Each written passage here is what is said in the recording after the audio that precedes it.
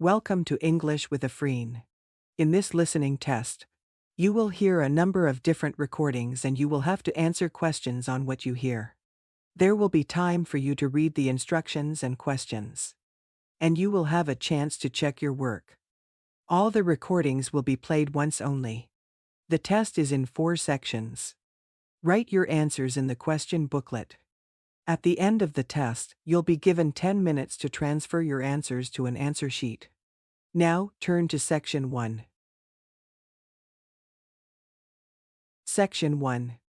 You will hear a student talking to an accommodation coordinator at her school.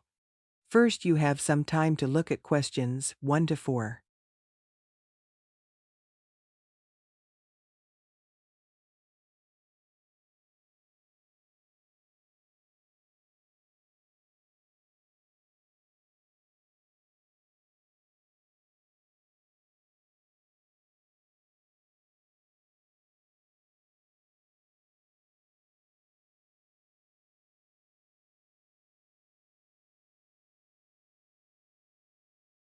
Now listen carefully and answer questions 1 to 4.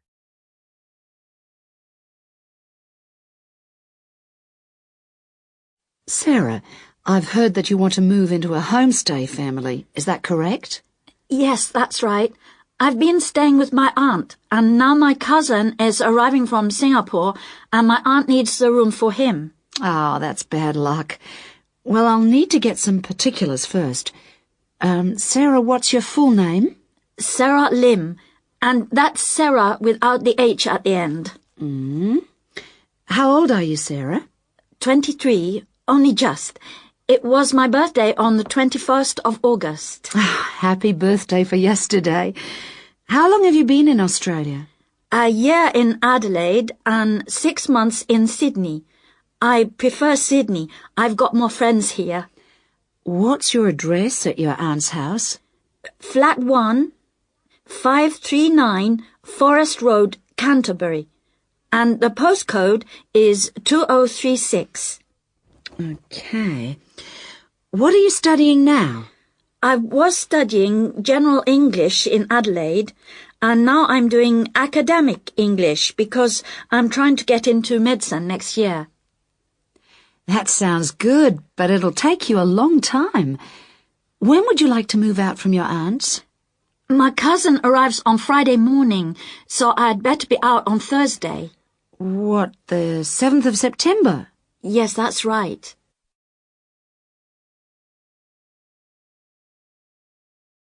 Before you hear the rest of the conversation, you have some time to look at questions 5 to 10.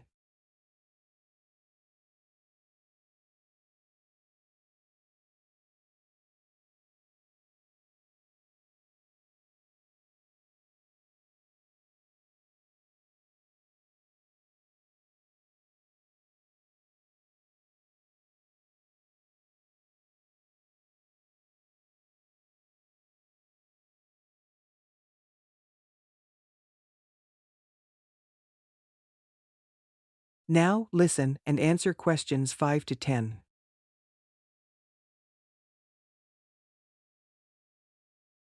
That doesn't leave us much time. Right, okay. I need to know what kind of accommodation you'd like so I can get you something suitable. Can I share a room with someone else? I've been alone in my room at my aunt's, and I've always shared with my sister, and I like that. Yes, fine. That'll save you money, too. Would you like to live with a family, or do you think that a single person would be better for you? I have lots of very nice single people on my books. Do you have any women living alone, retired women? Yes, I have quite a few whose children have grown up and left home. In fact, I have some really lovely retired ladies living by themselves who just love the company of students. Most of them live in flats, but that's not a problem for you, is it? Not at all. I'm used to that. My aunt lives in a flat too, remember? I'm not used to a big house with a garden, swimming pool, pets and all that. Okay, fine. I know quite a bit about what you want now. I should let you know that your rent will be $160 per week. You'll have to pay me $320 as a deposit before you move in. The deposit is as insurance in case you break something. You'll need to pay monthly to me by cash or cheque, I don't mind. You don't need to pay for gas, electricity or water, but you will need to pay your proportion of the phone bill. Most families do that on an honour system, but you'll have to wait and see. Have you got any more questions for me? When will you know where I can go? I'll work on it now. So come and see me tomorrow, and I should have some news for you then. Thanks a lot. Goodbye. See you tomorrow. After lunch will be better for me. Okay. See you then. Bye. That is the end of Section 1. You now have half a minute to check your answers.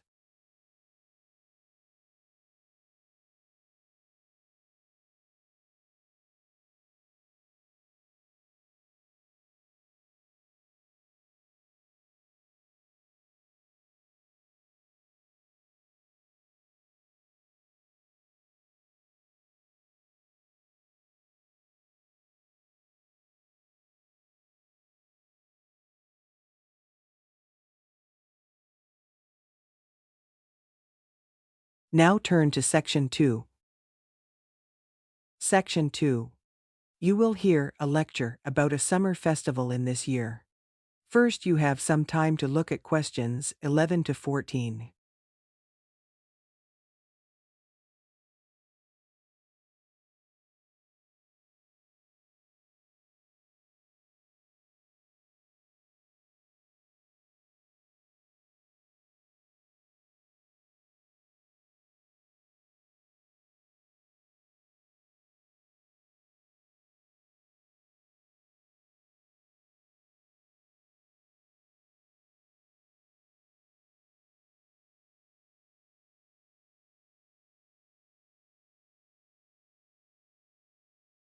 Now listen carefully and answer questions 11 to 14.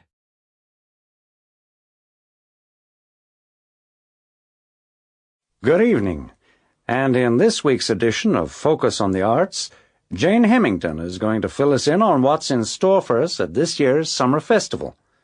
Over to you, Jane. Thank you, Jeffrey. This year, the Summer Festival is the biggest we've ever seen, so there should be something for everybody. This is the third year they've run it, and the timing's slightly different. For the last couple of years, it's been around the 5th to 17th, but this year, they wanted to allow everyone enough time to recover from the 1st of January celebrations, and they've put it at the end of the month. The program has sensational theater, dance, and also a large number of art exhibitions. But the thing the festival is most famous for is its great street music. For today's report, though, Jeffrey, I'm looking at some of the theatrical events that you might like to see. In particular, at this year's theme, circuses. I'm going to tell you about 2 circus performances, but there are plenty of others in the program. I've chosen these because they represent distinct movements within circus performance. The first is the Circus Romano from Italy. As this is a traveling circus, it follows a long tradition by performing in a marquee, which is really like a canvas portable building, usually put up in a green space or car park rather than in a theater or stadium. Before you hear the rest of the conversation, you have some time to look at questions 15 to 20.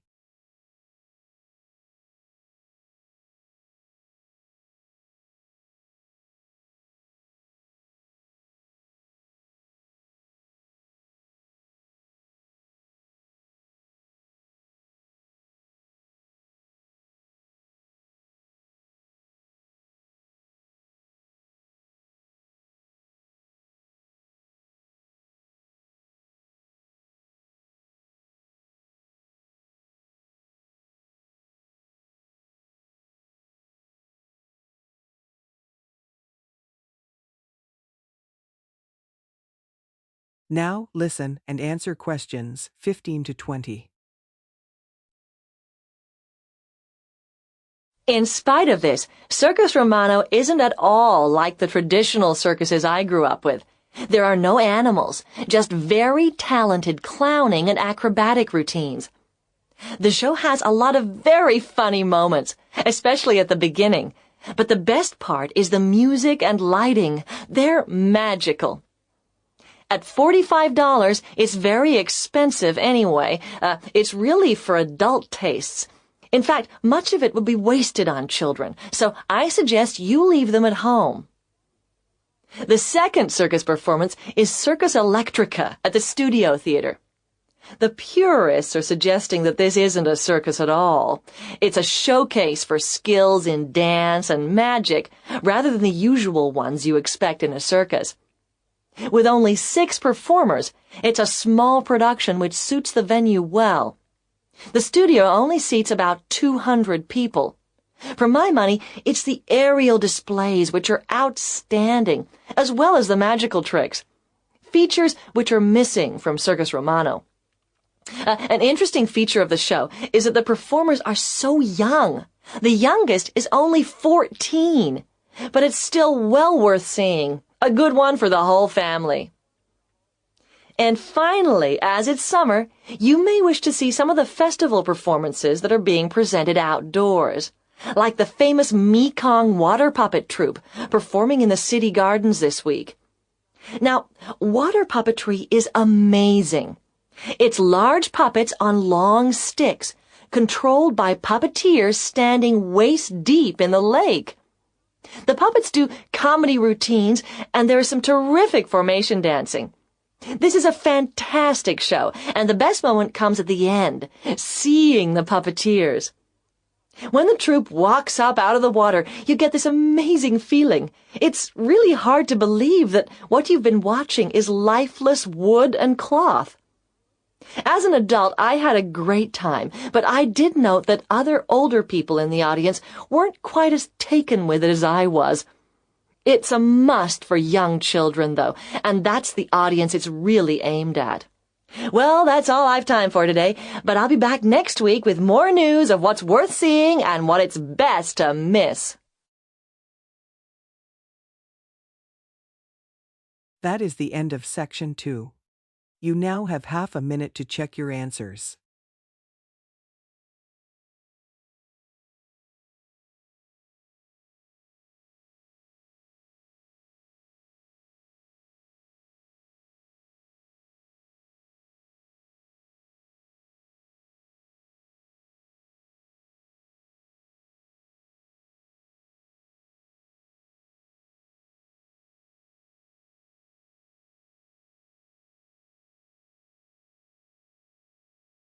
Now turn to Section 3.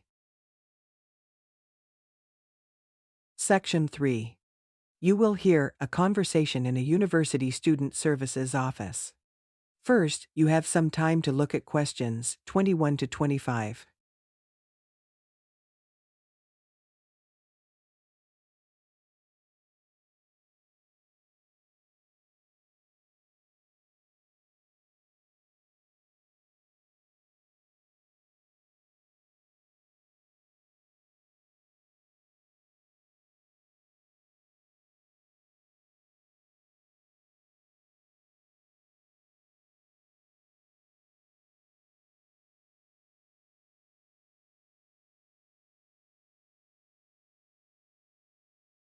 Now listen carefully and answer questions 21 to 25.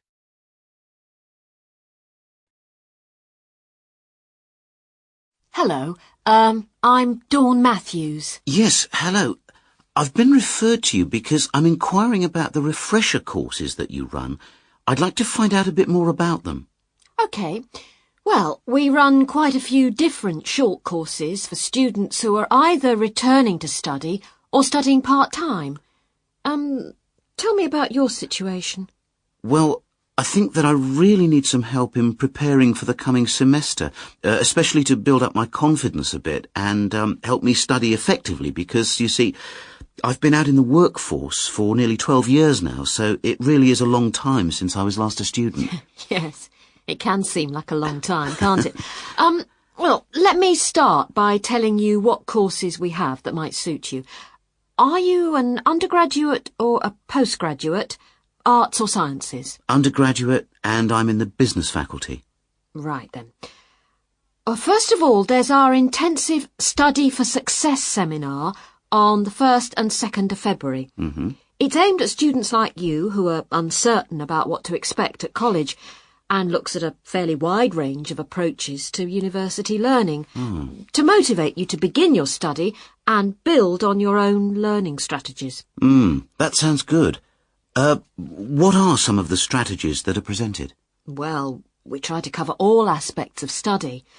Some of the strategies in writing, for example, would be improving your planning for writing, organising your thinking, and building some techniques to help you write more clearly. With reading, there'll be sessions aimed at getting into the habit of analysing material as you read it, and tips to help you record and remember what you've read. It really is very important to begin reading confidently right from the beginning. There's also advice on how to get the most from your lectures and practice in giving confident presentations, as well as how to prepare for exams. What about the motivational side of things? Well, there's a range of motivational exercises that we do to help the students feel positive and enthusiastic about their study. The process of learning and exploring a subject can lead to a whole new way of looking at the world, and the study skills and techniques that you build up can be applied in all sorts of different ways. Before you hear the rest of the conversation, you'll have some time to look at questions 26 to 30.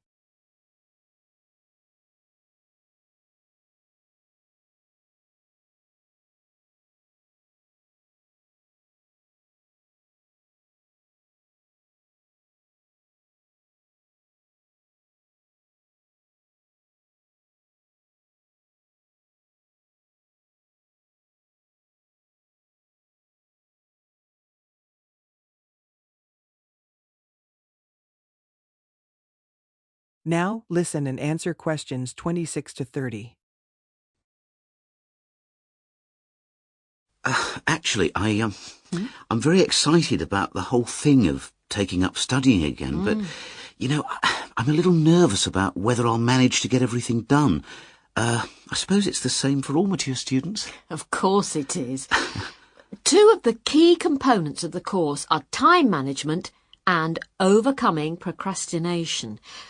People discover that once they learn to plan their days, all the work can be accomplished and there'll still be time for leisure. Is there an enrolment fee? Well, just a minute, let's see. The cost is £30, which includes all course materials and morning tea. You have to arrange your own lunch. Well, that wouldn't be a problem. I already make sandwiches for my 3 kids and my wife and myself every day. I won't have to change my routine. No. Now, I need to tell you that this is a very popular course, and it's essential that you book well ahead of time. In fact, the course convener tells me that there are only 5 places left. What other course might be good for me? There is one other that you could benefit from. It's simply called Learning Skills for University Study, and is on 3 consecutive mornings, starting on a Monday from 9 to 12, and costs £25. This is aimed at upgrading the study skills most school leavers have and help them cope with the increased demands of university study. It focuses mainly on making students more responsible for their own success. What sort of things are covered in this course? Well, basically, it's more advanced thinking, note-taking, reading and writing strategies, but also some input about stress management. I think I'd be better off starting from the basics and looking at all the strategies, don't you? Yes, from what you've told me, I think that's more in line with your situation. All right then. Can I book a place on the Study for Success seminar course now? Yes. Let me just get out a registration form and take down your details. That is the end of section 3. You now have half a minute to check your answers.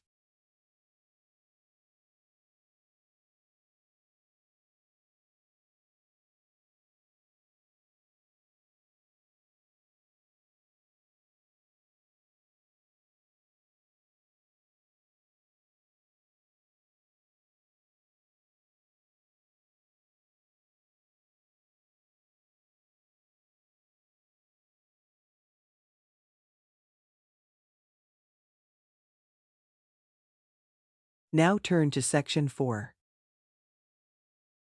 Section 4. You will hear a university lecture about an endangered bird at British Columbia, Canada, known as spirit bear. First, you have some time to look at questions 31 to 40.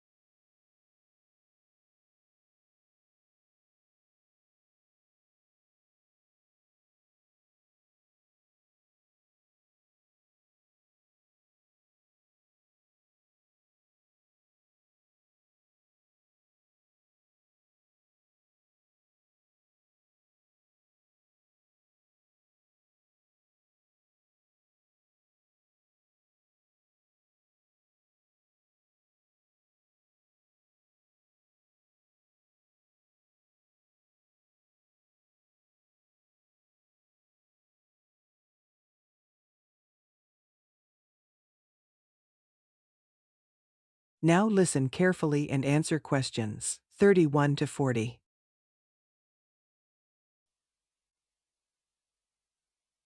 Today, we continue our series on ecology and conservation with a look at a particularly endangered member of the black bear family. 1 in 10 black bears is actually born with a white coat, which is the result of a special gene that surfaces in a few. Local people have named it the spirit bear, and according to the legends of these communities, its snowy fur brings with it a special power. Because of this, it has always been highly regarded by them, so much that they do not speak of seeing it to anyone else. It is their way of protecting it when strangers visit the area. The white bear's habitat is quite interesting. The bear's strong relationship with the old-growth rainforest is a complex one. The white bear relies on the huge, centuries-old trees in the forest in many ways. For example, the old-growth trees have extremely long roots that help prevent erosion of the soil along the banks of the many fish streams. Keeping these banks intact is important because these streams are home to salmon, which are the bear's main food source. In return, the bear's feeding habits nurture the forest. As the bears eat the salmon, they discard the skin and bones in great amounts on the forest floor, which provide vital nutrients. These produce lush vegetation that sustains thousands of other types of life forms, from birds to insects and more. Today, the spirit bear lives off the coast of the province of British Columbia on a few islands. There is great concern for their survival, since it is estimated that less than 200 of these white bears remain. The best way to protect them is to make every effort to preserve the delicate balance of their forest environment. In other words, their ecosystem.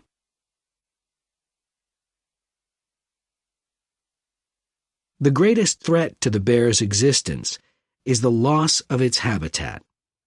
Over many years, logging companies have stripped the land by cutting down a large number of trees. In addition, they have built roads which have fractured the areas where the bear usually feeds, and many hibernation sites have also been lost. The logging of the trees along the streams has damaged the places where the bears fish. To make matters worse, the number of salmon in those streams is declining because there is no legal limit on fishing at the moment. All these influences have a negative impact on the spirit bear's very existence, which is made all the more fragile by the fact that reproduction among these bears has always been disappointingly low. And so, what's the situation going forward? community organizations, environmental groups, and the British Columbia government are now working together on the problem. The government is now requiring logging companies to adopt a better logging method, which is a positive step. However, these measures alone may not be sufficient to ensure a healthy population of the spirit bear in the future.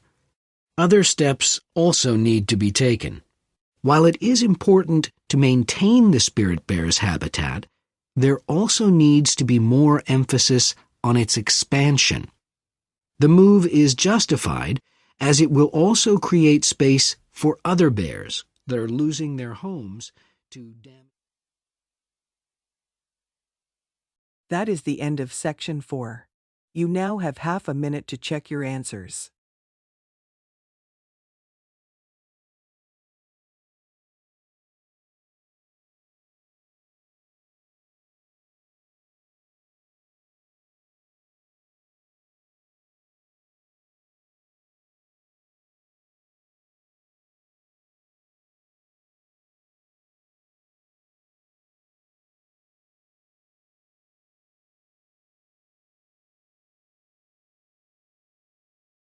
That is the end of the listening test. You would now have 10 minutes to transfer your answers to the listening answer sheet.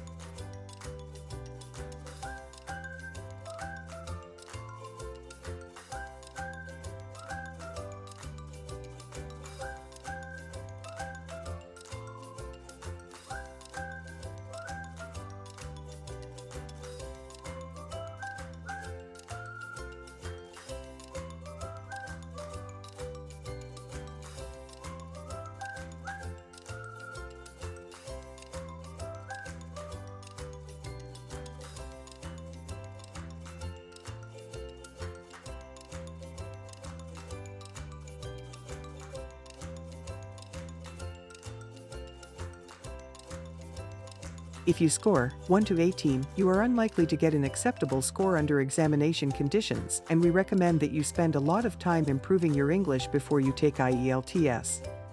If you score 19 to 27, you may get an acceptable score under examination conditions, but we recommend that you think about having more practice or lessons before you take IELTS. If you score 28 to 40, you are likely to get an acceptable score under examination conditions, but remember that different institutions will find different scores acceptable. Thanks for watching. Please like, share, and subscribe to the channel. We really appreciate it.